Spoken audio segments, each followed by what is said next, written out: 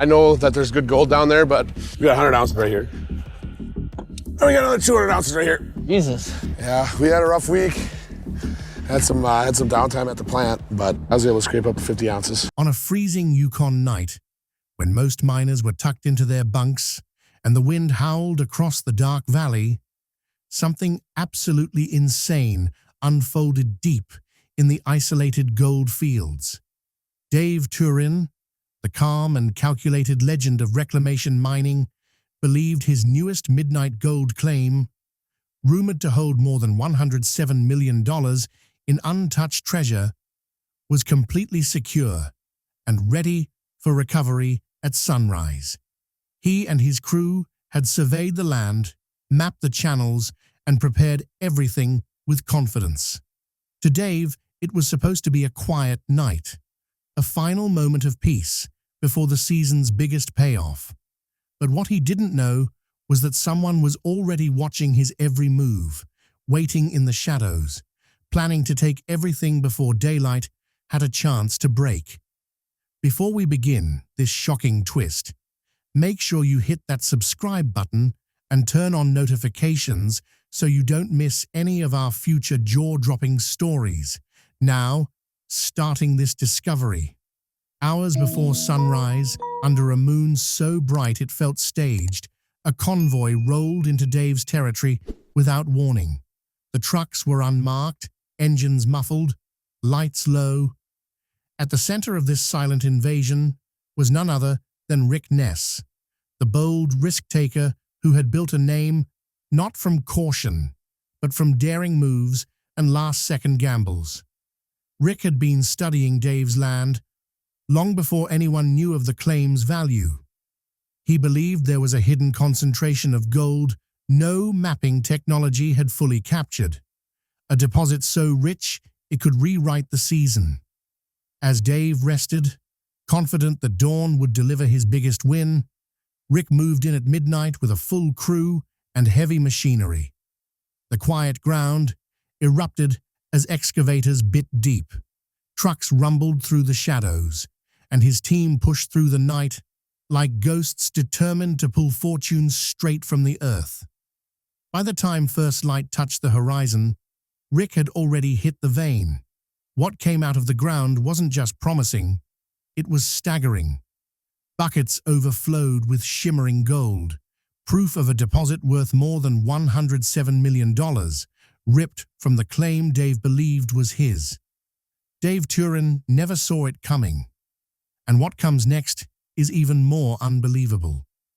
Deep inside the untouched Yukon wilderness, where tall spruces stand like silent guards over frozen ground, Dave Turin arrives with a small team of geologists and equipment operators. The air is brittle, just above freezing, and every step crunches like walking on broken glass. Dave isn't here by accident. Whispering creeks and satellite contour maps have led him to this secluded valley, an area untouched by industrial mining. Some say only First Nation hunters have crossed this land in decades. With portable ground-penetrating radar and drone-based LiDAR mapping, Dave's geological crew begins scanning subsurface layers. The results are stunning. Beneath 12 feet of permafrost lies a braided channel of ancient riverbed gravel that reads unusually hot.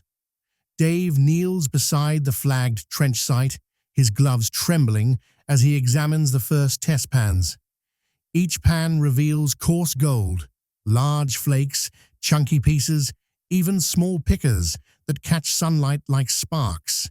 His team estimates the deeper pay streak could yield more than 8,000 ounces, translating to an unimaginable $107 million in potential gold. It's the type of find that instantly changes a miner's legacy. Dave moves slowly across the raw Yukon ground, reading the earth like a seasoned tracker. With every step, he pushes bright orange stakes into the gravel, marking the serpentine curve of the paleo channel hidden just beneath the surface. These stakes form the skeleton of his plan, an outline of where fortune sleeps. Their bright color stands out against the muted tundra, signaling the exact trench zone where excavation will begin at first light. Each marker feels like a promise, a whisper from the ground that this is where the story will change. Behind him, the operators quietly begin assembling the machinery that will bring the channel to life. 2 hulking Cat 349 excavators settle into position like beasts at rest, their buckets angled toward the earth, they're destined to tear open. They are the workhorses, the muscle that will strip away decades of frozen overburden and reach the gold-bearing gravel Dave believes is waiting below. Closer to the creek, water pumps are anchored into thawed sections of bank. Hoses snake across the ground, ready to deliver a steady flow to keep the wash plant running. Nearby, diesel tanks are arranged for non-stop fuel access. The plan is clear. Once they start, they won't stop until they hit pay. At the heart of the staging area sits the mobile wash plant, fitted with fresh sluice mats and a tuned shaker deck. It's the brain of the operation, ready to reveal the truth hidden in every load. Above it all, lighting towers rise like sentinels, prepared to flood the site with white glare as crews push into the early hours, long before the sun offers its first warmth. In this quiet moment, Dave's camp is a symphony waiting for its opening note. All the pieces are in place: steel, fuel, water, light. Soon the ground will open and the channel will speak. The plan is simple: start excavating at first light, wash the top gravels by mid-morning, and move deeper by sunset. If the early yields are strong, Dave intends to deploy additional haulers and run a continuous 72-hour cycle. But gold has a strange way of turning excitement into fear. Dave knows that in the Yukon, a valuable discovery attracts attention like blood in the water. Truck drivers talk, engineers gossip, and soon, nothing stays secret.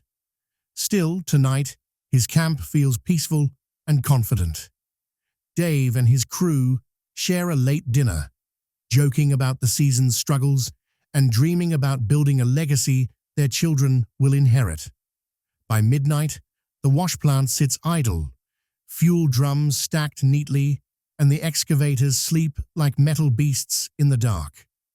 Dave turns in, satisfied that their early morning run will mark the beginning of the season's greatest success.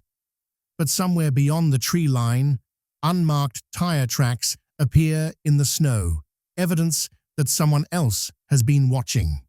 Rumors of his discovery have slipped beyond the safety of his camp, into ears that see opportunity not through loyalty, but ambition. And with that quiet threat lingering in the dark, our story moves forward, where the very same discovery Dave treasures becomes the spark for one of the most daring midnight operations the Yukon has ever seen. Rumors move faster than water in the Yukon, especially when gold is involved. While Dave Turin and his crew sleep beneath a canvas of cold northern stars, word of his extraordinary discovery drifts quietly through the supply chain. A fuel delivery driver mentions rich yellow gravel to the wrong person. A mechanic swears he saw coarse flakes wedged in a test pan near Dave's camp. And somewhere in a dimly lit Dawson City bar, those whispers land in front of a man who knows exactly what such signs mean: Ness. Rick has spent years chasing gold across rough terrain and rougher seasons. His operations have been fueled not by luck, but by instinct and boldness. When the stories reach him, he doesn't laugh or dismiss them. He studies them like a hunter listening for hoofbeats in deep snow. He reaches out to contacts, people who owe him favors. From them, he secures partial mapping data of Dave's new valley, just enough to confirm the whispers. One of Rick's drone pilots sends up a small, quiet quad survey craft. Its infrared and LiDAR scans reveal something startling. Beneath Dave's flagged trench lies a deeper, denser pay layer, untouched and possibly worth far more than the reported $107 million. Staring at the data, Rick feels his pulse rise. This isn't just a rich strike. It's the kind of buried fortune that could rewrite the record books. Stories of men who pulled similar wealth from the earth have become legends, the kind people tell in mining camps for decades. Now, one of those stories might belong to him, if he can move first. But opportunity has a cruel clock. If Dave files additional paperwork or begins full excavation at dawn, the window will slam shut. Rick knows there is more at stake than treasure. There is pride, reputation, and the chance to secure his future forever. If he waits, he loses. If he moves fast, he might win more gold than most miners see in a lifetime. So he begins preparing for a mission that feels more like a heist than a mining job. He quietly gathers a small, hand-picked team, people who understand the value of silence. They secure fuel drums, a portable wash plant, fresh mats, generators, 2 excavators, and haulers with muffled exhaust. These machines are not just tools, they are weapons of opportunity, capable of pulling wealth from the ground before dawn even lifts its head. Rick lays out the plan. Slip into the valley at midnight. Set up quickly. Cut into Dave's marked pay zone. Wash what they can. Load and run before the sun rises, before anyone knows they were there. It is a dangerous gamble. If Dave catches them, careers could be ruined. If the gold fails to show, everything collapses. But if it works, Rick could walk away with a story that becomes legend, one told around fires and in bars about the night a man took on the wilderness and claimed his fortune beneath the stars. And without slowing, this tale continues, where silence breaks beneath roaring engines as Rick descends on the sleeping valley, ready to turn rumor into raw, glowing reality. A moon-thin slice of silver hangs over the Yukon as Rick Ness and his small crew slip into the narrow valley, engines barely whispering beneath the cold night air. They avoid the main access road, Dave's road, and instead push along a winding trail used only by hunters and old timber haulers. The men move with the tense focus of a team performing surgery in the dark. Every movement feels rehearsed, every sound measured. Somewhere behind the black silhouettes of trees lies Dave Turin's marked treasure, orange stakes driven into frozen earth, guiding the eye to the heart of a fortune. A pair of cat excavators, their steel teeth wrapped in padding to dampen noise, are unloaded first. 2 men roll out fuel tanks, hands numb from the cold, while others position a small portable wash plant beside a narrow stream. The plant's sluice mats, fresh and gritty, wait like open palms ready for gold. 3 trucks, ride heights lowered to hide their profiles, idle in staggered silence. These machines are weapons in a midnight gamble, capable of pulling stories of wealth straight out of the dirt if used quickly enough. Rick gives the order. No floodlights, only soft, shielded work lamps pointed toward the ground. The valley, normally thick with sound when miners dig, remains eerily quiet, as if the earth itself is holding its breath. Time feels brittle. Every clank, every snapped twig lands like a threat. Operators ease the excavators toward Dave's flagged trench, the same trench he planned to open in the morning. The buckets dip and rise, pulling up coarse pay gravel from a layer Dave barely tested. Spotters stand on the ridge, watching Dave's camp for any movement, shadows, headlights, even the flicker of a lantern. nothing stirs. The first loads hit the wash plant. Water pumps hum beneath layered insulation, drawing lifeblood from the creek. Wet gravel tumbles over expanded metal, through riffles, over mats that can trap fine flakes and fist-sized nuggets with equal hunger. The constant cycle begins. Gravel in, run, haul out, repeat. One truck leaves full, another rolls in empty, and the third stands ready. No conversation, just silent choreography. With each bucket pulled, Rick is gambling everything: his reputation, his future, the trust of his peers. If Dave wakes, careers may end. If the gold doesn't show, this midnight strike becomes an embarrassing ghost story. But if the gravel sings, Rick will walk away with the kind of tale miners tell for decades, the kind of story that turns men into legends. The risk stretches beyond wealth. This land, raw and untamed, has claimed lives before. One wrong move, a snapped hoist cable, a slide of frozen overburden, and the valley could trade dreams for disaster. And yet the men continue, driven by that ancient hunger buried deep in every miner's chest.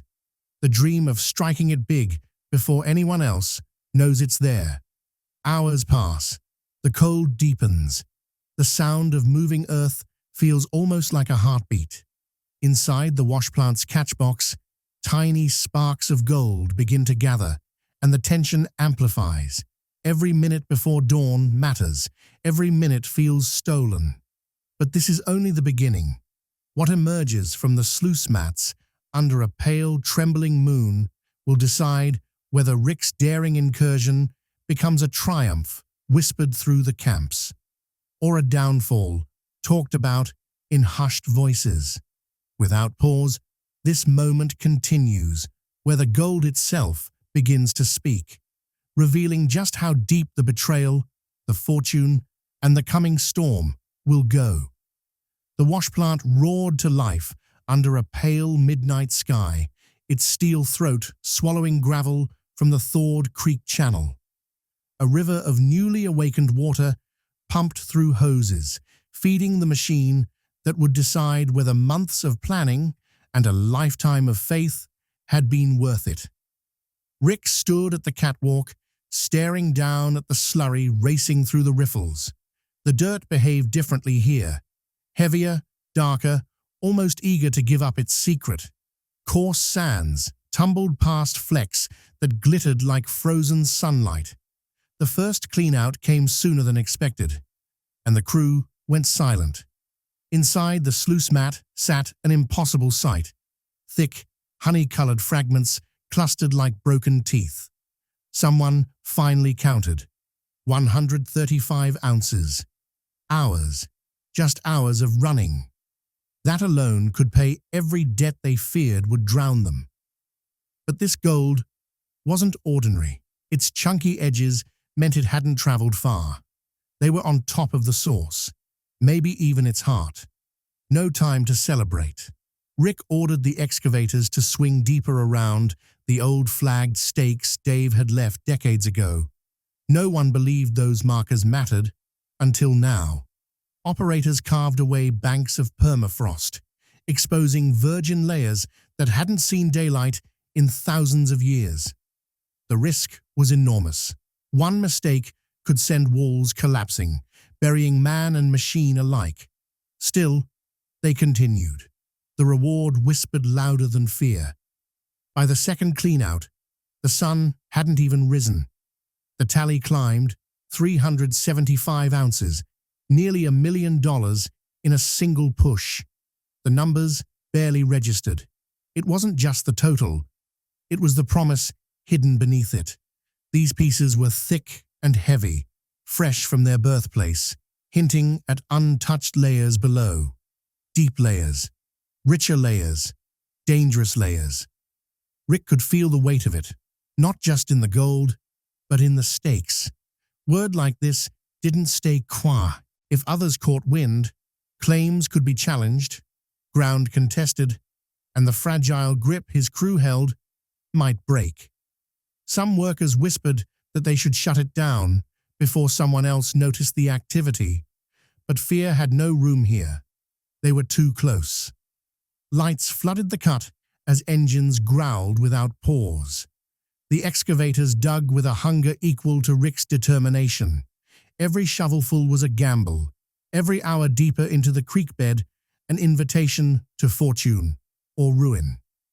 Mud-spattered faces carried a strange mix of exhaustion and exhilaration because they understood what few miners ever get to feel. They were standing inside the strike of the season.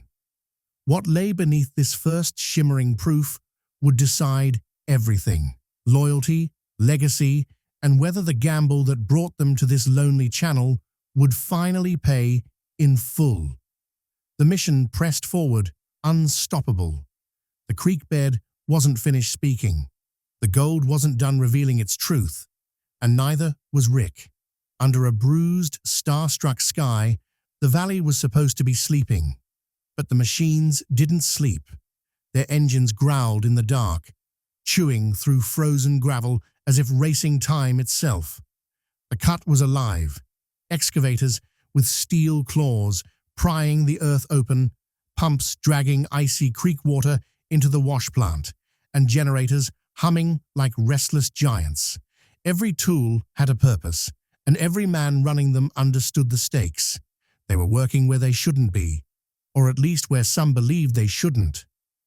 A lone night watchman, half frozen, flashlight trembling, caught the metallic roar and flicker of industrial lights from behind the ridge.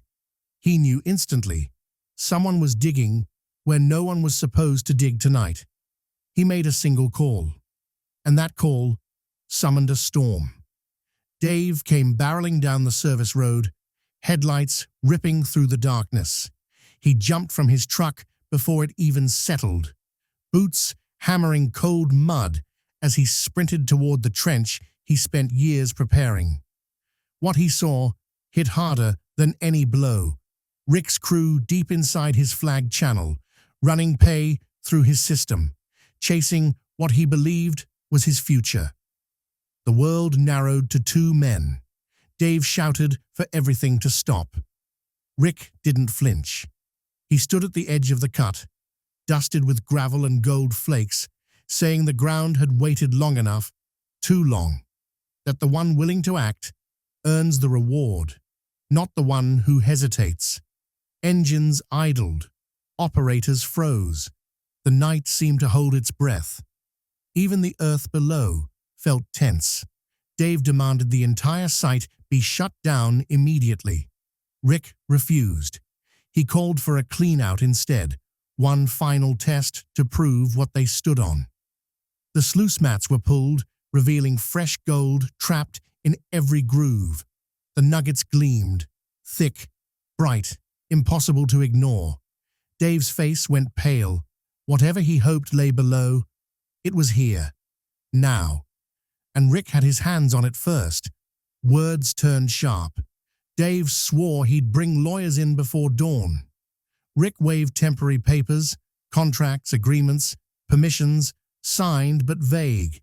The kind that seemed legitimate until someone bothered to look closely. It all blended into a knot of technicalities no one could untangle in the cold and dark.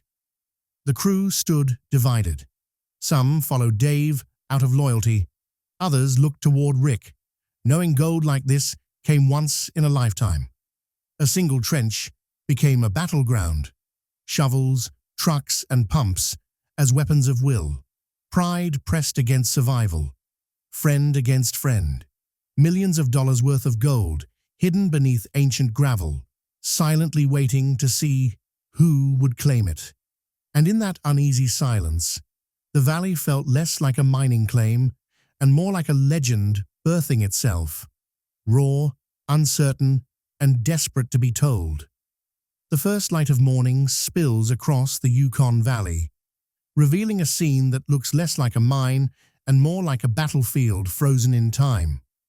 Engines rumble at low idle, diesel fumes drifting through the crisp air, but no one moves. Operators sit in their cabs, hands hovering over controls, unsure whose command decides their future. The ground beneath them, rich, ancient gravel, holds millions in gold, yet no shovel dares to bite. Dave's crew reacts first, shifting their trucks to choke off the haul roads. Their message is clear: nothing leaves this valley. Rick's side counters immediately, clustering around the wash plant, guarding the sluice as if it were a vault filled with treasure. It's a strange standoff. Heavy machinery standing in for drawn weapons, steel buckets arched like shields, fuel tanks lined up like barricades. Every piece of equipment has become a symbol, not just a tool. Excavators, pumps, classifiers. This is the language of their war. What's at stake isn't just gold. It's reputation, future seasons, livelihoods, pride, and the fragile history between two miners who once trusted each other. Then, more eyes arrive. Camera crews, already nearby filming seasonal operations, swing their lenses toward the clash. They capture every strained stare, every shouted accusation, every nugget pulled from the sluice mats that both sides claim as theirs. The valley transforms into a stage, and suddenly this conflict is larger than personal anger. It's a story barreling toward national screens, turning miners into accidental celebrities or villains. Word travels fast. Local authorities are alerted, but the remote terrain guarantees it will be hours before anyone official can intervene. In that window of uncertainty, rumors spread like wildfire. Rick has taken Dave's $107 million claim. Dave is about to sue. Maybe neither will mine again.